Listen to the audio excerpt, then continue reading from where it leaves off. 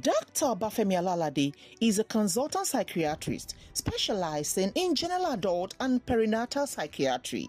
He earned his medical degree from Ladoke Akintola University and completed his residency at the Federal Neuropsychiatric Hospital, Yaba, Lagos.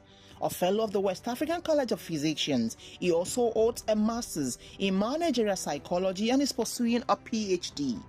He practices at both public and private hospitals, trains medical students, and has multiple international publications. An advocate for mental health, Dr. Alalade has held leadership roles in the Nigerian Medical Association, and he is a member of various professional bodies. He frequently speaks at corporate, media, and religious events, earning recognition, including an award from the Lagos State government. He is married to a child psychiatrist and they are blessed with 2 children. Ladies and gentlemen, to the maiden edition of the Trauma Healing International Community of Practice, please make welcome Dr. Obatomi Alalade. Let me start by appreciating the organizers of the program and thanking everyone for having me here today. It's a great honor to be here to discuss this topic. I also want to say congratulations to everyone, the different chapters of the Bible Society of Nigeria, for what we are doing in our various countries. Like, it's really great and it's it's amazing. So well done to you all. God will keep strengthening you in the process in Jesus' name. Obviously, your organization, Trauma Healing, is very, very, very important because I know my work as a psychiatrist and I know what we see, and I know that we are very short-staffed, and having people who are helping by the side in terms of trauma healing and attending to different individuals is something that is really beautiful. I can give statistics in Nigeria to tell you that in the whole of Nigeria, we don't have up to 600 psychiatrists, and we are managing 220 million population. So when we have people around who are also involved with this kind of things, trauma healing, speaking to people, assisting, alongside with therapists doing their various jobs, it encourages us and it propels us forward. Without wasting much time, I bring you greetings from Psychiatric Hospital Yaba. They all sent their greetings to you, one after the other, and they hope you visit them soon for more trainings. Okay, for those that are not Nigerians, they are laughing because they know that our hospital is where we treat people that are sane, very sane. Sane, people that have mental illnesses, we manage them and we make them get better, and they live their life the way they are meant to live it.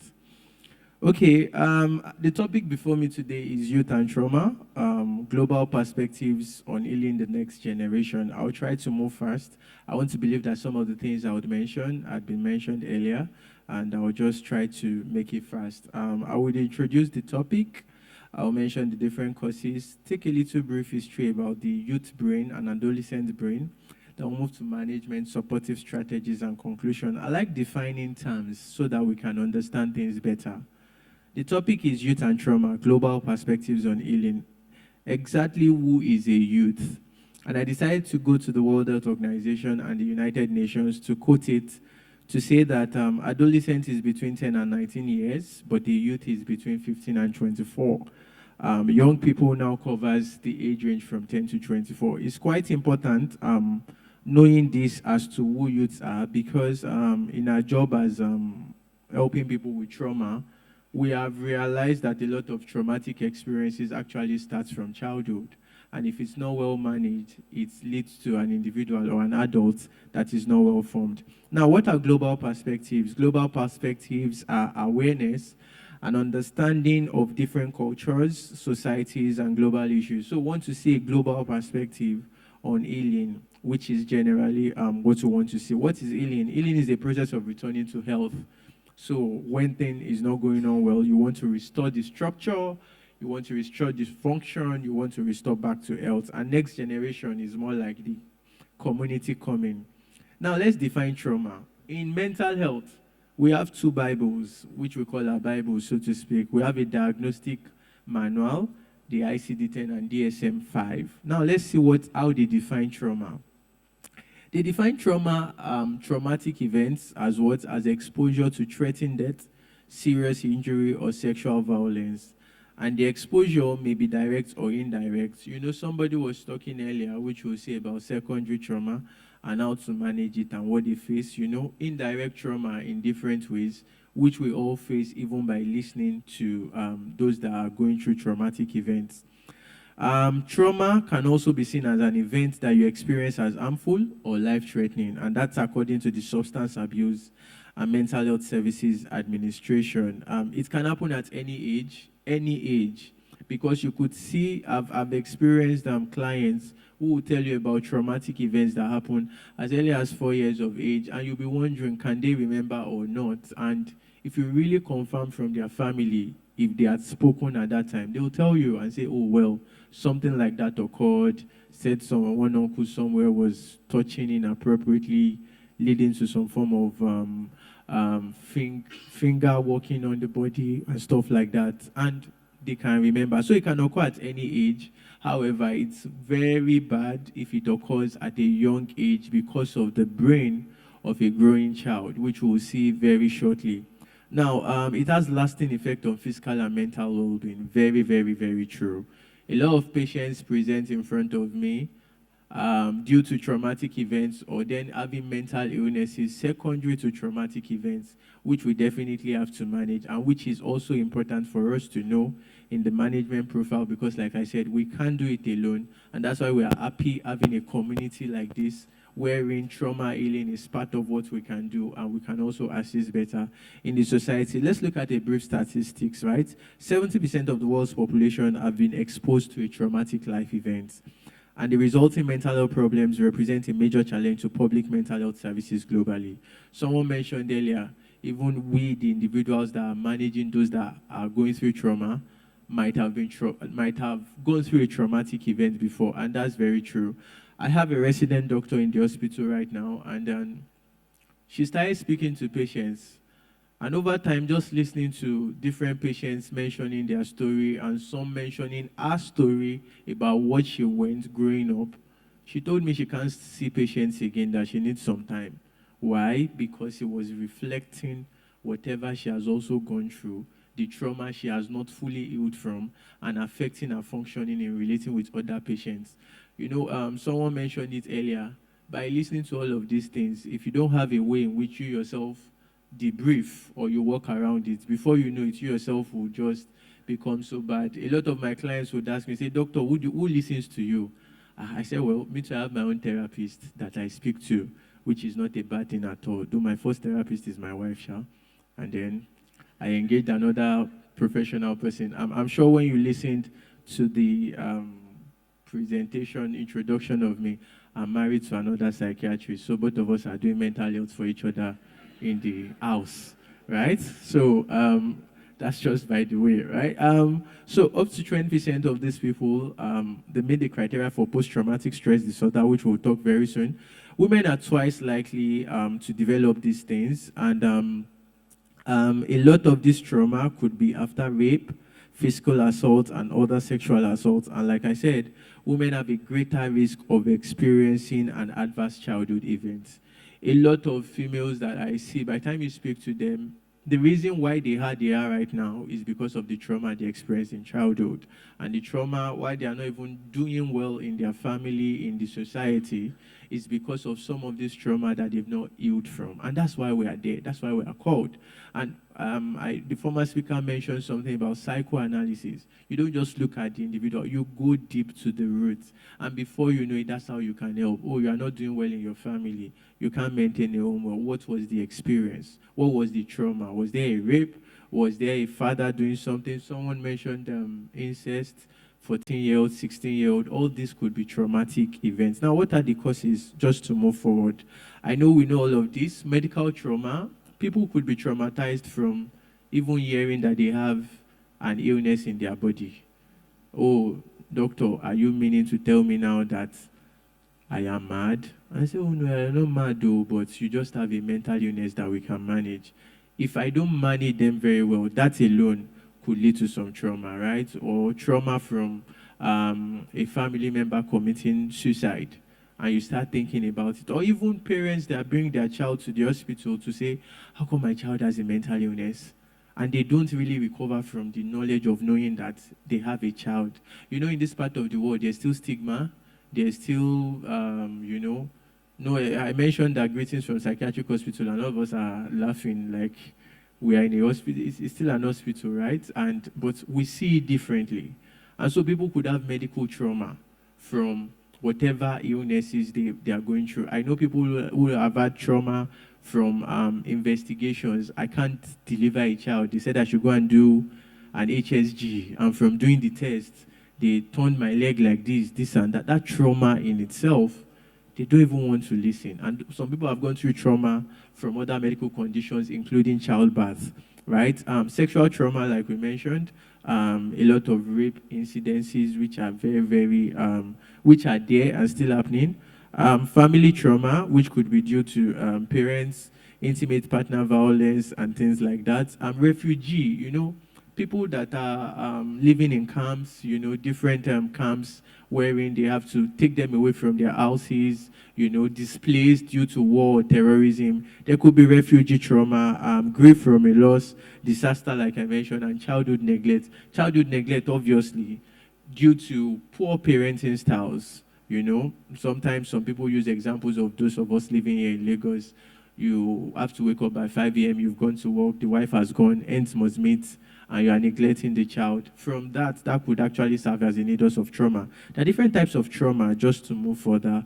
I believe we know them. Acute, which is just short-lived, chronic over time, and then a complex trauma, which could happen over a period of time, more like trauma upon trauma.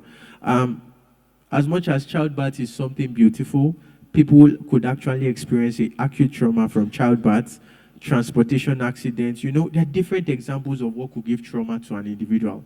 And you must not see that, why would you be traumatic from this? It's just a small thing now. Is it just to give birth to a child and you are getting traumatic? It could be that person's trauma. There's no hierarchy of trauma to say this can never be traumatic. It is until you have an accident. That's what we can call a traumatic event. No, something small could actually be traumatic to an individual. And that's why later on, when we are talking about some management profile, resilience is quite important. So these are the different types of trauma. For those of us in this field, we may experience a lot of vicarious trauma. And in vicarious traumas, because we are empathic by nature, when we are in close contact with someone who has experienced trauma, we may take some of their emotions. And the last speaker mentioned empathy in place of sympathy. You listen so much. I run clinics every day. Like I mentioned, somewhere. And in a single day, when we are running clinic, I could see the whole clinic alone could be up to 300 clients. And in a week, you are seeing up to 1,200.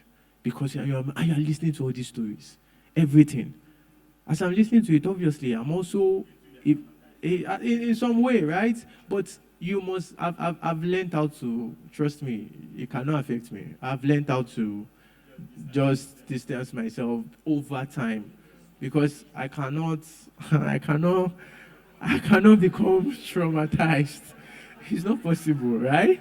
And like I mentioned, if you constantly have where you debrief and things you also do, obviously, you find a way around it. It's a job I love doing. It's what we love doing. So if I don't do it, I won't be happy. So let me do it, but have a solution as to how I can separate myself. So vicarious trauma is something we can experience a lot, right? So being witness to a trauma, ordinarily just seeing that parents are fighting, we could be a traumatic event to a child. And the child witnessing it over and over, that's a trauma. Do you understand? Secondary trauma based on witnessing, and it could also be present, right? Those that work as first responders, professionals in different ways, just like us. Now, what happens to an adolescent brain, right? A youth or in an adolescent, right, is a time of brain development. And at that moment, there are areas in the brain, I'll try to use a bit of medical terms, but I will explain it. The prefrontal cortex, the hippocampus, all those areas are just developing.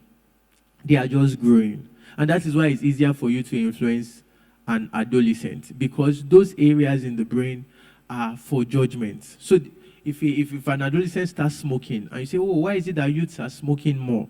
It's because the prefrontal cortex is not fully developed to be able to make executive decisions and say, oh, no, I'm not doing this. And they are easily influenced. It's difficult for you to come and influence me if I'm 42 years old and say, start smoking, as compared to somebody that is 15, 16, 17, because of that area of their brain. If you ask me to smoke, I want to weigh it. Does it pay me? Why am I smoking? For what reason? But it's easier for an adolescent because their brain is not fully matured. And so when that area is not matured, it also affects the way they process trauma. It also affects the way they process whatever happens to them. And so because of that area of the brain, it's not fully formed. And so whatever happens to them, they cannot manage it well. They don't know how to walk around it. And the brain is prone to toxicity at that age. And that is why it's very important that we watch what happens to growing children, adolescents, youths in that moment, so that it does not lead to toxicity in their brain. Let's move forward because of time. Now, it set up so many reactions in the brain, so many response system, the stress response system, whenever they face a trauma. Now, because this stress response system is designed to help them respond to stress or threats, whenever there's an abnormality in that response system, any small thing that occurs to them, they overreact. They react in a way that is not expected. And when you now look at the response of an adolescent to trauma, it's different from an adult. So someone brought his child and said, oh, my child is not doing well academically. My child is just getting poor grades, poor grades. What is happening to him? Do an IQ assessment. Let's be sure that the brain is functioning. In the long run, it was not like the child could not do well. It was problems and trauma that the child was facing in the house based on the parents' disunity that led to poor academic performance.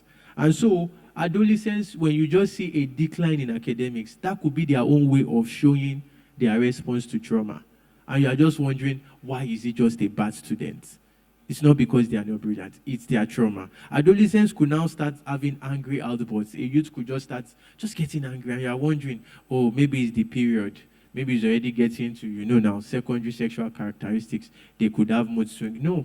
It could actually be a symptom, a way of showing that I'm going through a traumatic event that we must pay attention to. It could now start having problems with school authorities. They say, oh, your child is no longer obedient. Your child is fighting. Your child is disobeying rules and regulations. Those could be pointers. And they could be withdrawal. They could start having social isolations or withdrawal from relationships. Let's quickly move. There are different conditions associated with this trauma if not well managed. We all know about post-traumatic stress disorders, which could occur because of a trauma. I've managed several clients. I had a trauma on this road. They will never pass that road again. Why? Because once they do, they re-experience it. It's like the event is occurring again, And so there's avoidance, there's re-experiencing, there could be nightmares, there could be poor sleep. All these are pointers that there is problem. And even though we manage the sleep, I give you drugs to sleep, if we don't deal with the underlying traumatic event, we are just working on the stem and not really the root. Now, there could be substance abuse problem. A lot of adolescents and youths, once there's a traumatic event, what they use to cope, a negative coping mechanism, is the use of substances. And we have them in their different forms, shapes, and size. And it's something we must always ask when we are having therapy sessions with them, because beyond the trauma, they could now have started having some mental health conditions, which if you don't manage well, you may not be very successful with managing the trauma. So I'm smoking cigarettes, taking excessive alcohol, marijuana, codeine, tramadol, everything could be there. Someone mentioned suicide. One way I heard suicide. Yes, it could lead to suicide. There are some traumatic events that the person just wants to take his or her own life, and every 40 seconds, someone somewhere is committing suicide. So if we spend 1 hour a year, you can imagine how many people that have taken their life globally every 40 seconds. So depression, it could lead to depression. So you just say, why is this person? And like I used to say, depression is different from sadness, because I could be sad and not depressed, which is sadness is a normal emotion that anybody could have if somebody hears a bad news. But when it becomes depression, my mood is down, my energy is down, I've lost interest in things I like doing. I feel worthless, I feel hopeless, my self-esteem is down, and it's been occurring for up to 2 weeks or more. Then it could lead to a depressive disorder. Anxiety in different forms can occur from trauma. If I have probably survived a bomb blast before and I hear a loud noise outside here, you can imagine how I'm going to feel because of that trauma that I've experienced before. If I don't heal from that trauma, every small noise becomes a problem for me because of what I've experienced. Just to save our time, how do we manage? We all know about it, therapy. But I want us to be very careful when we are doing these therapies. Therapy is different from counseling. Don't just talk about your personal thing. Like, be structured. Don't start becoming too personal. My own experience, this and that. You have to be methodological. You have to look at what you are addressing. It's not really about your own personal thing that is happening to you. It's about what's the structure. How do I achieve what I want to achieve? It's a therapy and not just a counseling. Like we used to say, there's difference between counseling and therapy. Do you understand? And so it's what you want to do. There's nothing called I'm being judgmental here or non-judgmental. Those of us that used to follow social media, do you remember when we were doing We Listen, We Don't Judge? There are old people here. Okay. We listen, we don't judge. You just keep listening and you don't judge, right? While you are helping the person with the therapy. We all know these different therapies. A cognitive behavioral therapy is basically about the person's thought process, thoughts, feelings, and actions. How do I work on the thoughts, which will lead to a change in the feelings, and then I'll see an action. So very, very important. It's usually considered the first line of defense. Also different other forms of therapy. I need to let us know that there are instances in which just the therapy alone may not work on these individuals. You have to give drugs. We also have to delineate when we have to refer to be able to say, this person doesn't look like we will just do trauma healing. This person may have some underlying things. Some people, trauma is what brings about or triggers an underlying mental illness. So, the mental illness could be genetic, but until something sometimes bring it out, it may not show. So there are a lot of people that have genes to have, for instance, psychosis, meaning talking to self, hallucination and everything. But when they now smoke, that's when it now brings it out. And so sometimes trauma is what brings out some illnesses. So when you're even just doing trauma healing, therapy, managing it, you might need to refer to say, for me to get a better result, this person might need some medications. This person might need to, maybe he's having another disorder. Let him go. And that's when you see the benefit. Like we say, we work together as a team. So everybody is all doing it. There is no, oh, it's my patient and this is the only thing. If this is what will benefit this person, let's go for it. If it's only therapy, yes, let's go. Other methods, other ways of management, like I mentioned, we all know these deep breathing exercises. I hope we all have an idea of deep breathing exercise, right? Which we do for them, right? Yoga and all those things. There are different other forms of supportive therapy. I'll quickly come down on resilience. You see, to manage all these things, we need to start developing resilience for our youth, or rather, start engaging them to become more resilient.